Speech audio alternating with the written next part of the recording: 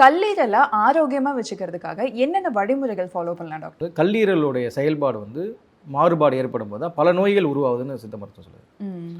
அந்த பித்த நாடின்னு சொல்லுவோம். அந்த சமநிலையில் இல்லாத ஒரு விஷயம் வந்து கல்லீரலோட இயக்கத்துக்கு சம்மந்தம் இருக்குது. அந்த கல்லீரல் வந்து இருக்கிற ராஜ உறுப்புகளே மிக முக்கியமான உறுப்பு. ஒரு இருதயம், கணையம், அதே மாதிரி நுரையீரல் எல்லா உறுப்புமே வந்து நல்லா இயங்கணும் அப்படின்னா கல்லீரலுடைய செயல்பாடு ரொம்ப முக்கியமாக தேவைப்படுது.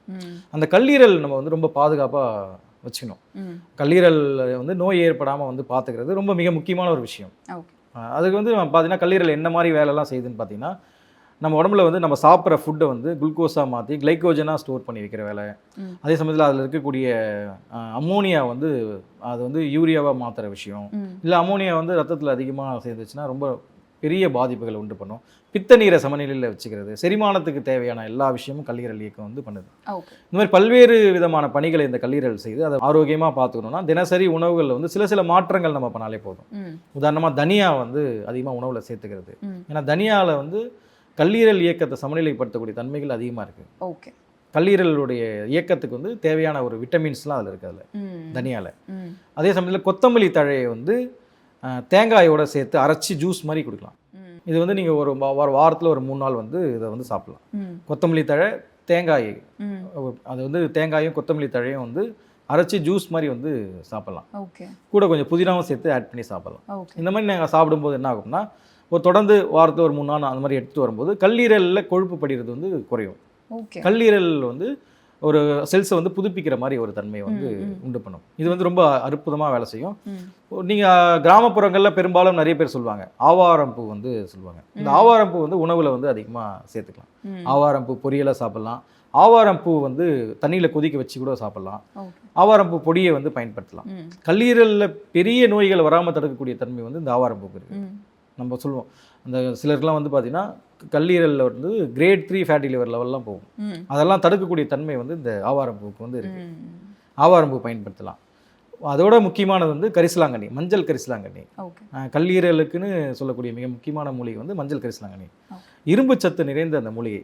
அந்த மஞ்சள் கரிசலாங்கண்ணி வந்து பொடி பண்ணி தினமும் வந்து தேனில் சாப்பிட்லாம். ஒரு 48 நாள் சாப்பிட்லாம்.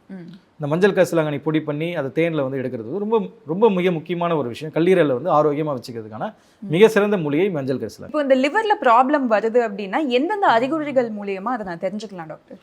சமீப காலங்களாக உடல் ரீதியான அறிகுறிகளை தாண்டி நிறைய பேருக்கு என்ன மாதிரி அறிகுறிலாம் இருக்குன்னா, மன ரீதியான பாதிப்புகள் நிறைய பேருக்கு. மனச்சோர்வு அதிகமாக இருக்குது, டயர்ட்னஸ் அதிகமாக இருக்கும். அவங்க பார்த்தீங்கன்னா அவங்க வந்து தூக்கம் குறைவாக இருக்கும், உடல் சோர்வு அதிகமாக இருக்கும், அவங்களுக்கு பசிக்காது, பெரும்பாலும் உணவின் மேலே விருப்பமே இருக்காது, செரிமானம் கரெக்டாக இருக்காது, செரிமானம் மந்தமாக இருக்குது, செரிமானம் சரியில்லை, சரியான தூக்கம் இல்லை. இதெல்லாம் கூட கல்லீரல் பாதிப்புக்கான மிக முக்கியமான அறிகுறிகளாக இருக்குது மறைமுகமாக. இந்த மாதிரி சிலருக்கு சொல்லுவாங்க. அவர்களுக்கு நாள்பட்டு அந்த சிம்டம்ஸ் தொடர்ந்துட்டே இருந்ததுன்னா கல்லீரல் சார்ந்த நோய்கள் வர்றதுக்கான வாய்ப்பு இருக்குது. அந்த மாதிரி பிரச்சனைகள் இல்லாமல் அவங்க வந்து பார்த்துக்கணும். அதுக்கு வந்து ஓமம் வந்து ஓமத்தீநீர் வந்து சாப்பிட்லாம். இந்த ஓமத்தை வந்து பொடி பண்ணி தண்ணியில் போட்டு கூட அவங்க சாப்பிட்லாம். இந்த செரிமானம் பிரச்சனை இருக்குது, கல்லீரல் பிரச்சனை வராமல் தடுக்கக்கூடிய தன்மை இருக்குது. அதெல்லாம் தாண்டி அவர்களுக்கு மிக முக்கியமான ஒரு விஷயம் ஆர்வம் குறைவாக இருக்கும். இந்த பித்தம் வந்து அந்த நாடி பாதிக்கும் போது என்னென்னா ஆர்வம் குறைவாக இருக்கும். எந்த விஷயத்தின் மேலே நாட்டம் வந்து அதிகமாக இருக்காது, மனச்சோர்வு அதிகமாக இருக்கும், டிப்ரெஷன் அதிகமாக இருக்கும்.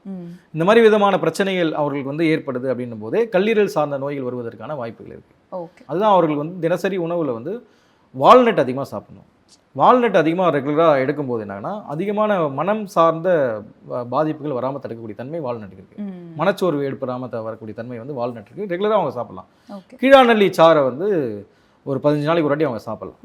வராமல் பெரிய பாதிப்புகள் வராமல் தடுத்துக்கிறதுக்காக உணவில் வந்து அதிகமாக வந்து சேர்க்கக்கூடிய விதங்களில் வந்து பழங்கள் அதிகமாக எடுத்துக்கணும்.